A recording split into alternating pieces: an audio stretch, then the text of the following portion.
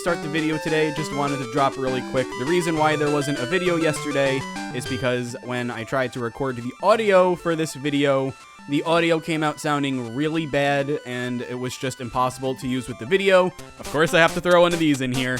Please subscribe, it helps me out an absolute ton. I appreciate everybody who will subscribe or already has. Trying to get to 600 subs by the end of the year. It looks like we're going to be getting there at this rate, but of course, always got to keep it up, and I appreciate it. And let's get on with today's game, which is, as you've already seen, Kirby Tilt and Tumble.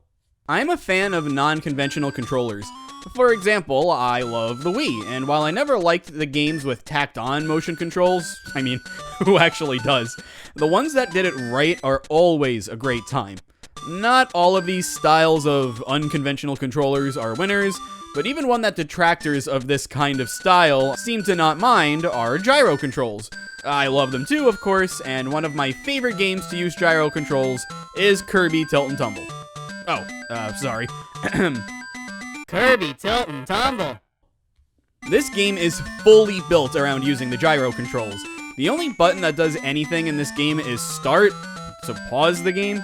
Everything else, be it moving, jumping, or playing the minigames, is all done with the gyro controls, and they work really, really well.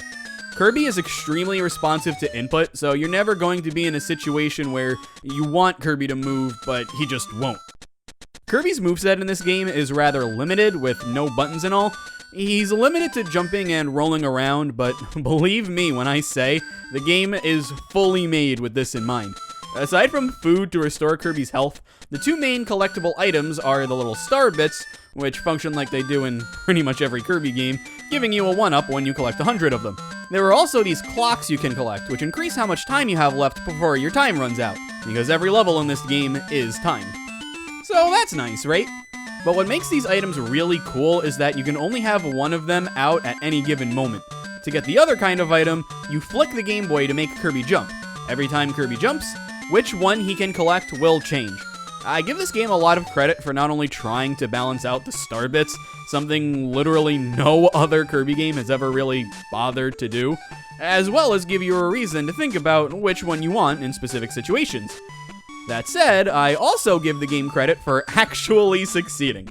It's pretty small, but it adds a lot to the game in every level. I mentioned that you flick the Game Boy up to make Kirby jump. It controls well and fits the whole tilt Kirby to make Kirby move in that direction thing. Jolt the Game Boy up and Kirby will jump. Makes sense? What's good about this is that, despite the fact that the screen will be moving, the game is never hard to see. Most gyro-based games don't go all out on the gyro controls, but even many that do have dedicated jump buttons. This is one of the few that doesn't, and I think it works. There is, of course, a learning curve to the controls. That's to be expected given the nature of the control style, but the game starts out easy enough to where you can learn the controls naturally before things wind up getting hard. And yes, believe it or not, this game can actually get pretty tough towards the end. Most of it is through fair design, where the challenge is more from having to be very precise with your timing, your jumps and such, and not the controls not working properly. Unfortunately, a natural problem presents itself with this game and the gyro controls. It's a Game Boy Color game, released before the Game Boy Advance was a thing. I remember having both a GBA and a GBA SP, which was a foldable GBA with a backlit screen. Playing Tilt and Tumble on the SP, it doesn't work, because the cartridge is upside down. This means that you either have to play the game upside down, not recommended, or you have to play it on the Game Boy Color, or a GBA, without a backlit screen, meaning the game can be very hard to see. This doesn't bother me all that much. Personally, I can see on both GBA and Game Boy Color just fine, but when the levels get more difficult, it can occasionally get in the way of things. I'm so used to my screens being lit up at this point that I can't help it. But again, it's not a major point against the game, for me at least. The levels are still well made, and I can see them just fine. No worries, right? Well, when the levels are poorly made, it's just a very frustrating experience. I am particularly going to call out the levels with ice physics. Everything else, being perfectly honest, I'm fine with. Levels, bonus games, mini games, bosses, flight controls, menu navigation, this all works. But why? For a game with a lot of precision and gyro controls, would there be ice physics? To make matters worse, they feel so janky. Kirby just kind of slides around everywhere, and while I'm trying to rebalance him, he just won't stop. The only way I ever really get through the ice levels is to just not think about what I'm doing, just keep moving forward, ignoring as much of the levels as I can, and hope it works. That's not good. That being said, there are many highlights here. But before we get into the gameplay strong points, let's talk about the presentation. It's really good. The Game Boy Color could really knock it out in terms of 8-bit visuals. In particular, I think its color palette looks really, really nice. It's called the Game Boy Color, so obviously, I hope it would be, but there's something about these games that really sticks out to me when I'm looking at them. Tilt and Tumble specifically uses a lot of bright colors, and it makes for a game that's very easy on the eyes. I'm glad the colors pop out as much as they do. It helps make the game easy to see, even without a backlit screen. The level variance isn't the biggest. A lot of sky, a lot of green, and a lot of castle. I've always loved the way these look. The standard green floor, bright blue sky levels especially. The blue and green complement each other perfectly. This particular level theme, which I can best describe as an outdoor lake, has a nearly identical blue and green color combo, but they're both darker. Still very vibrant, and it looks great. Love the colors in this game all around. But even more than that, I love the music. 8-bit isn't normally my cup of tea, outside a few of the Kirby games and a handful of others, but the Game Boy Color has almost all of my favorite 8-bit soundtracks. Tilt and Tumble ranks very highly on that list. It's got remixes, original tracks, catchy jingles, the works. I always find it so interesting that 8-bit music on the Game Boy sounds so much different than it does on the Color. The boss theme from Dreamland 1, for example, is actually in this game, and it sounds so much more involved here, like there's a lot more going on.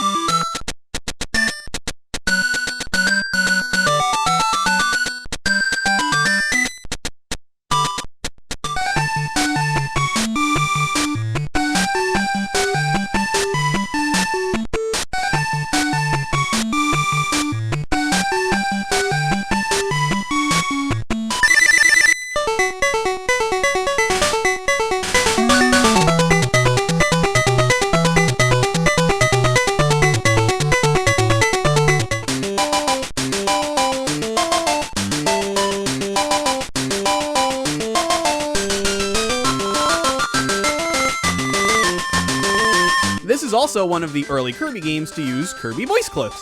And while the results in Kirby 64 added to the game's charm, here, there is something. See, I don't dislike them, and the fact that it's possible to identify the 8-bitified noises as Kirby is impressive to me. It's just, sometimes, they sound weird. The sound Kirby makes when he loses all of his health is my favorite sound clip in the whole game. I have no idea what they were going for here, because it's so muddled up by the 8-bit, but because of it, it sounds so funny as a result. It's ironic pleasure, 100%, but the rest of the game, the sound works. On to the gameplay though. When I play games, I have one of two states of motion. I'm either completely still, or I'm always moving. When I move right on the controller, I tilt my body right. When I jump, I lift my head up a bit. It's weird, but I really get into it. So having a game like Tilt and Tumble, where doing that is pretty much how you control the game, right off the bat gives it a lot of brownie points. I also give the devs credit for going all the way with the gyro controls. I'm sure a lot of people see this game as nothing but a gimmick, but diving into it, this game has a lot of good ideas that make really good use of the gyro. I always love the timing puzzles where you need to have Kirby jump from one cloud to another over a bottomless pit. With buttons, it would be a pretty standard affair, kind of repetitive after a while, but I've always found precision-based platforming a lot more fun with gyro controls. Seeing as how this game is on the Game Boy Color, I imagine using the D-pad for some of these would honestly get kind of annoying on top of everything else, but Tilt and Tumble never really falls into the frustrating category. Nice levels notwithstanding, so I never get annoyed enough to the point where it affects my play. While a lot of your movement will be done on long, wide platforms, I think the game is at its most intense when you're moving over very thin ground. Naturally, the thinner the surface, the slower you want to move. It makes you feel safer and all. But, once again, because of the gyro controls, going slow means requiring more precision and less body movement. But me, when I play Tilt and Tumble, I always go fast over these thin platforms, and it's so much fun! Just moving in this game, I love doing it, it's such a joy. These levels are made so that there's either a lot of wide ground or thin lines that you have more than enough time to react to and tilt the Game Boy Color accordingly. I also don't think any less of this game for not having copy abilities. This is a very different kind of Kirby, so no copy abilities, fine with me. It makes sense here. If Kirby still ate things a la Epic Yarn, I'd be thinking a little differently, but it's fine here. It's the kind of game that, in limiting your options, makes you a master of what few you actually have. Flicking the Game Boy Color and tilting it around to move Kirby, that's really all there is to the controls. Growing up, I had this game called Yoshi Topsy-Turvy, and I could never get into it. When I played Tilt and Tumble for the first time years later, going into it, I thought it'd be a similar experience, but those two games are just night and day. I stand by Battle Royale being the most underrated Kirby game, but I think Tilt and Tumble is very close behind it. I understand that gyro controls aren't for everyone, but this is a really fun time. It looks great, it sounds fantastic, controls really well, and bonus points, it's a good game to any percent speedrun. You've probably noticed that I do have speedrun footage playing in the back. I actually don't have a way to record this game, so it's the one game in Kirby Month that you're not getting my footage for.